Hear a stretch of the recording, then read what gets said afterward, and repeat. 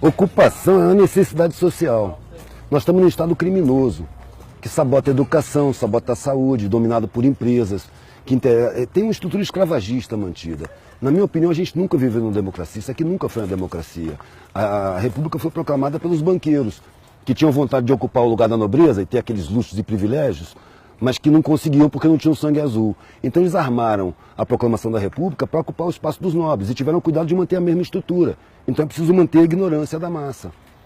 Eu vejo a sociedade como uma casa, que o alicerce é a massa, ignorante, desinformada e por isso mesmo imóvel, para manter a estrutura social. Os tijolos são as classes médias, não tem uma classe média. Tem a classe média que toca a pobreza, a seguinte até a classe média alta que toca o telhado, que é a elite. E a elite também está pressionada, porque existe a comieira, é na comieira que está o poder da sociedade. Não nessa gerência, governo para mim é gerência, não é governo. Eu não reconhecia o PT como governo. Era um capataz mais camarada, que jogava os colchonetes para o povo, deixava cair umas migalhas. Só que eles não estavam preparados ou não tinham consciência do que as pessoas que não têm nada são capazes de fazer com migalhas. Então hoje está havendo uma comunicação da academia com a periferia que nunca houve. Esses buraquinhos que foram abertos na universidade para enfiar um punhado de pobre só para ficar bem na foto internacional, esses buraquinhos estão levando vivência de base para dentro da academia, que nunca teve vivência de base. E ao mesmo tempo está levando conhecimento acadêmico para a periferia, porque ao contrário do que se pensava, o periférico que chega na academia, ele não quer esquecer a periferia. Ele tem um vínculo afetivo muito grande, que os de cima não sabem como é. Eles têm condição de viver isoladamente, cumprimentar o vizinho, bom dia, como vai, à distância. O periférico ele convive parede de meia, ele sabe o problema pessoal do vizinho. O vizinho está com fome, ele divide a comida dele. Então isso cria um vínculo que os de cima não percebem. O cara da academia, ele quer levar o conhecimento para a rapaziada dele. Isso está criando focos embrionários que ao longo do tempo vão se multiplicando, vão contaminando, vão gerando consciência. Agora não é uma coisa que vai acontecer numa geração, é uma coisa de muitas gerações. A sociedade levou milênios para chegar nesse ponto aqui. As pessoas que querem mudar o mundo, invariavelmente desistem.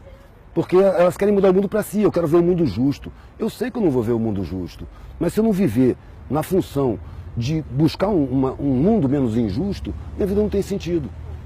Então a parada é essa, tem que ocupar tudo. Tem que ocupar todos os espaços, porque todos os espaços estão negados para a maioria. E é a maioria que banca. Se você prestar atenção na sociedade, é a parte de baixo que faz tudo. Quem é que planta tudo que se come? É mão pobre. Quem é que costura todas as roupas que se veste, de marca ou não? Mão pobre. Quem é que bota a calçada? Quem é que bota os tijolos um em cima do outro? Quem permite que a universidade funcione?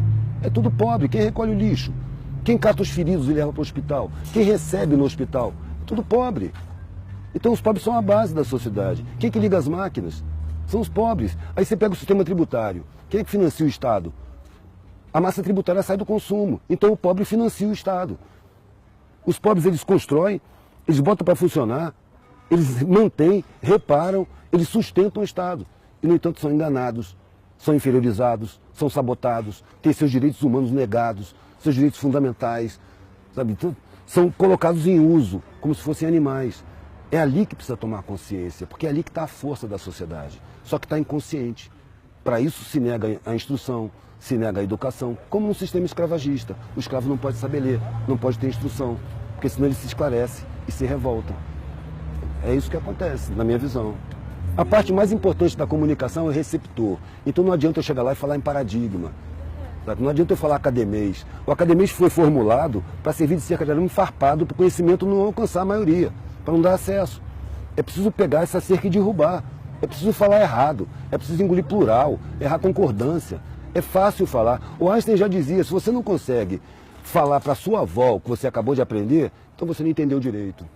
Você tem que falar a língua do ignorante, porque ele foi ignorantizado. Quando eu estou diante de um cara desdentado, analfabeto, eu não estou diante do inferior, eu estou diante de uma vítima de crime social. A sociedade é criminosa.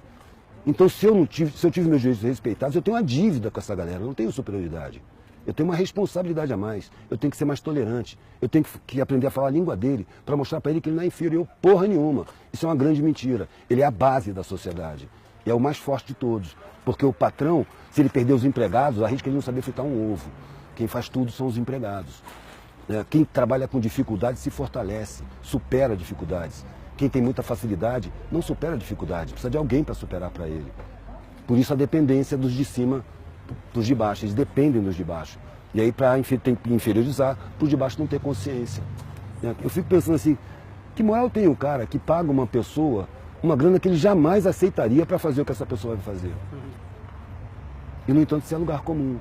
O empresário fala, eu dou emprego cacete, você explora as pessoas, paga o mínimo, corta direito trabalhista, ainda olha para os caras com desprezo. Isso é uma ideia desumana. Sabe, a cúpula da sociedade não tem humanidade, a humanidade está na periferia, que divide o último pão, sem pensar, amanhã a gente vê como é que fica. Você não vai ficar sem comer não, toma aqui. É isso que é bonito. Eu nasci na elite. E eu fui encontrar a parte mais linda da humanidade na periferia, pedindo comida, dormindo no chão. Ali eu encontrei a humanidade mais bonita. Só que eu percebi, ali está todo mundo ideologizado, está todo mundo sabotado. Sabe? É uma puta sacanagem, sabe? Eu prefiro falar com os de baixo, para mostrar que eles não são fracos não são inferiores não. Eu paro para botar gás na Kombi velha que eu tenho e pergunto pro cara assim, meu irmão, imagina... Primeiro eu falo com o cara, eu chego lá, o cara fala, ô patrão, eu já fiz alguma merda, mas me desculpa aí, o que eu fiz? Eu falo, não, por quê? Tu tá me xingando, velho, patrão? Patrão é um parasita, velho, que trepa nas tuas costas, vive às suas custas, diz que tu que vive às custas dele. Que te esfola, te ameaça, te espreme, te cobra, te paga uma merreca e acha que você tem que ter gratidão por ele. Imagina que seu patrão perdeu os empregados, perdeu o que ele tem que viver a sua vida. O que ele faz? 99% das vezes o cara responde, ele se mata. Claro que se mata. Ele não tem peito para encarar as dificuldades. Ele só encontra facilidade. Facilidade fragiliza. É a dificuldade que fortalece. Então os mais fortes eles estão inconscientes. É preciso mostrar para os mais fortes quem eles são. Que eles não sabem. A sociedade não deixa eles saberem. Tá bom? Tá lindo, meu Deus.